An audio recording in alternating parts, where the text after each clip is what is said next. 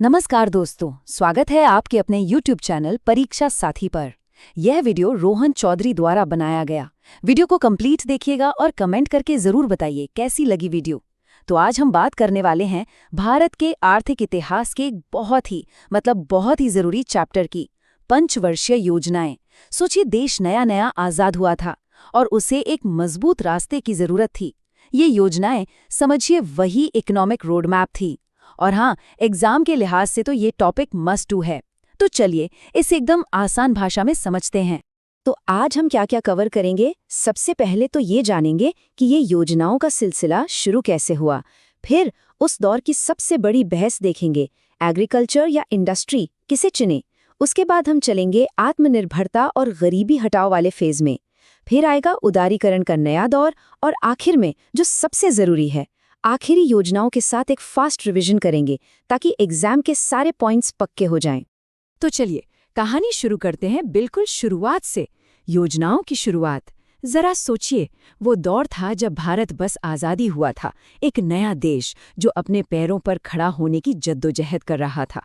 उसे एक आर्थिक रास्ते की, एक दिशा की सख्त जरूरत थी। और इस पूरे सफर का पहला कदम रखा गया एक बहुत ही खास तारीख को। इसे याद रखिएगा, 15 मार्च 1950। जी हाँ, यही वो दिन था जब योजना आयोग यानी प्लानिंग कमीशन बनाया गया। यहीं से भारत की प्लान्ड इकोनॉमी की बुनियाद पड़ी। अब ये 3 तारीखें, इन्हें तो आप बिल्कुल नोट कर लीजिए, एग्जाम में ये बार बार पूछी जाती हैं। पहली, 15 मार्च 1950 जब योजना आयोग बना। दूसरी, ठीक 1 साल बाद 1 अप्रैल 1951 को पहली पंचवर्षीय योजना लागू हुई। और तीसरी, 6 अगस्त 1952 जब नेशनल डेवलपमेंट काउंसिल मतलब एनडीसी बनी, जिसका काम था इन प्लान्स पर फाइनल मोहर लगाना। अच्छा, अब आते हैं अगले हिस्से पर। शुरुआती सालों में भारत के सामने एक बहुत बड़ा सवाल खड़ा था, एक दुविधा थी कि भाई पहले देश के लोगों का पेट भरा जाए या फिर भविष्य की मजबूती के लिए बड़े बड़े कारखाने लगाए जाएं। मतलब एग्रीकल्चर फर्स्ट या इंडस्ट्री फर्स्ट। और यहीं पर कहानी में एक मजेदार मोड़ आता है। देखिए रणनीति कैसे बदली। पहली योजना जो हैरोडोमर मॉडल पर थी, उसका पूरा का पूरा फोकस था एग्रीकल्चर पर, मतलब खेती किसानी पर। लेकिन जैसे ही दूसरी योजना आई, सब कुछ बदल गया। अब मॉडल था पीसी महलनोबिस का और प्राथमिकता दी गई भारी उद्योगों को। ये एक बहुत बड़ा एक जबरदस्त पॉलिसी शिफ्ट था। और जानते हैं क्या, पहली योजना कामयाब रही। टारगेट था सिर्फ 2.1% की ग्रोथ का, लेकिन हमने हासिल किया पूरा 3.6%। क्या शानदार शुरुआत थी। और हाँ, भाखड़ा नांगल और हीराकुंड जैसे जो बड़े बड़े डैम आज हम देखते हैं उनकी नींव इसी योजना में रखी गई थी। लेकिन तीसरी योजना एक बड़ा झटका लेकर आई। लक्ष्य तो बहुत बड़ा था, एग्रीकल्चर और इंडस्ट्री दोनों में आत्मनिर्भर बनना। पर यह योजना बुरी तरह फेल हो गई। वजह एक नहीं, तीन बड़ी वजहें थीं। 1962 में चीन से युद्ध, 1965 में पाकिस्तान से युद्ध और 1966 में एक भयानक सूखा। नतीजा ये हुआ कि 5.5% के टारगेट के सामने ग्रोथ रेट गिरकर सिर्फ 2.8% रह गई। अब इतने सारे संकटों के बाद सरकार ने सोचा कि भाई लंबी चौड़ी योजना बनाने का ये सही वक्त नहीं है, तो प्लानिंग पर एक ब्रेक लगा दिया गया। 1966 से लेकर 1969 तक के इस समय को ही कहते हैं प्लान हॉलिडे। इस दौरान 5 साल की योजना की जगह 3 एक साल की छोटी योजनाएं बनाई गईं।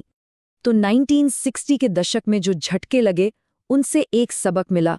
अब प्लानिंग की दिशा में एक नया मोड़ आया। फोकस सिर्फ इकोनॉमिक ग्रोथ पर नहीं रहा।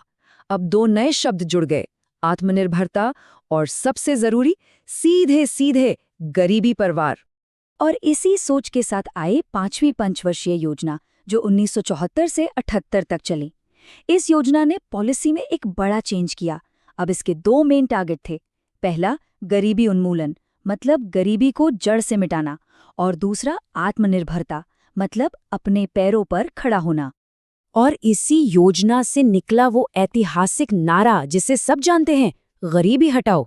ये सिर्फ एक नारा नहीं था दोस्तों, ये भारत की पॉलिटिक्स और इकोनॉमिक्स में एक टर्निंग पॉइंट था।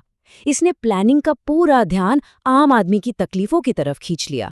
हाँ, ये एक बहुत ज़रूरी पॉइंट है जहाँ अक्सर कन्फ्यूजन होता है। देखिए, पंचवर्षीय योजनाओं के इस लंबे सफ़र में 3 बार ब्रेक लगे। पहला ब्रेक प्लान हॉलिडे 1966 से 69 तक। फिर 1978 से 80 के बीच जनता पार्टी सरकार एक रोलिंग प्लान लेकर आए। और तीसरा ब्रेक यानी दूसरा प्लान हॉलिडे 1990 से 92 के बीच आया। इन गैप्स को याद रखना बहुत ज़रूरी है। अब हम आ गए हैं 1990 के दशक में, एक ऐसा दौर जिसने भारतीय अर्थव्यवस्था की पूरी तस्वीर ही बदल दी। ये एक क्रांति का समय था। देश ने अब सरकारी कंट्रोल वाले मॉडल को पीछे छोड़ा और एक खुली, एक लिबरल इकोनॉमी की तरफ अपने कदम बढ़ाए। और ये सब हुआ 8वीं योजना के दौरान, 1992 से 97 के बीच। इसी दौरान लागू हुए मशहूर LPG रिफॉर्म्स। एल मतलब लिबरलाइजेशन यानी उदारीकरण, जिसमें बिजनेस के नियम कानून आसान किए गए। P मतलब प्राइवेटाइजेशन यानी निजीकरण, जिसमें प्राइवेट कंपनियों को आगे आने का मौका मिला। और G मतलब ग्लोबलाइजेशन यानी वैश्वीकरण, जिसने भारत की इकोनॉमी के दरवाजे पूरी दुनिया के लिए खोल दिए। और नतीजा शानदार था। आप देखिए, 8वीं योजना का टारगेट था 5.6% ग्रोथ का, लेकिन हासिल हुई 6.8% की जबरदस्त ग्रोथ। ये उदारीकरण के नए दौर की एक धमाकेदार शुरुआत थी। हालांकि 9वीं योजना उतनी कामयाब नहीं हो पाई। वजह थी इंटरनेशनल रिसेशन यानी दुनिया भर में मंदी का दौर। इसके चलते 6.5% का टारगेट पूरा नहीं हो सका और ग्रोथ सिर्फ 5.5% पर ही रह गई। इससे ये भी पता चलता है कि अब भारत की अर्थव्यवस्था दुनिया से कितनी जुड़ चुकी थी। चलिए, अब आते हैं हमारे आखिरी सेक्शन पर। यह सेक्शन खास तौर पर एग्जाम के लिए है, एक क्विक और फास्ट रिवीजन। इसमें हम उन सभी जरूरी पॉइंट्स को फटाफट दोहराएंगे जो आपको याद रखने ही रखने हैं। तो आखिरी 3 योजनाओं पर एक नज़र डालते हैं। 10वीं योजना का लक्ष्य था गरीबी खत्म करना और पर कैपिटा इनकम को डबल करना। 11वीं योजना में एक नया और बहुत ज़रूरी शब्द जुड़ा, रैपिड एंड इंक्लूसिव ग्रोथ। और फिर 12वीं योजना में इसे और बेहतर किया गया, faster, sustainable and more inclusive growth. मतलब आप देख रहे हैं कैसे फोकस धीरे धीरे समावेशी विकास यानी ऐसी ग्रोथ पर आ गया जिसका फायदा सबको मिले। तो ये है हमारा फाइनल रिवीजन चार्ट, एग्जाम के लिए सबसे जरूरी पॉइंट्स। पहली योजना याद रखिए, हेरोइड डोमो मॉडल और कृषि पर फोकस। दूसरी योजना महालनोबिस मॉडल और भारी उद्योग। 5वीं योजना सबसे जरूरी, गरीबी हटाओ का नारा। और 8वीं योजना LPG रिफॉर्म्स और 6.8% की हाई ग्रोथ। ये 4 तो आपको बिल्कुल रट लेनी है। तो दोस्तों, पंचवर्षीय योजनाओं का ये लंबा सफर 2017 में आकर खत्म हो गया। अब एक सवाल है, एक बड़ा सवाल जो हम सबके सामने है। इन योजनाओं के बाद अब भारत की इकोनॉमिक डायरेक्शन क्या होनी चाहिए, इस पर विचार जरूर कीजिएगा। यह वीडियो रोहन चौधरी द्वारा बनाया गया है। अगर वीडियो पसंद आए तो चैनल को सब्सक्राइब, वीडियो को शेयर जरूर करें।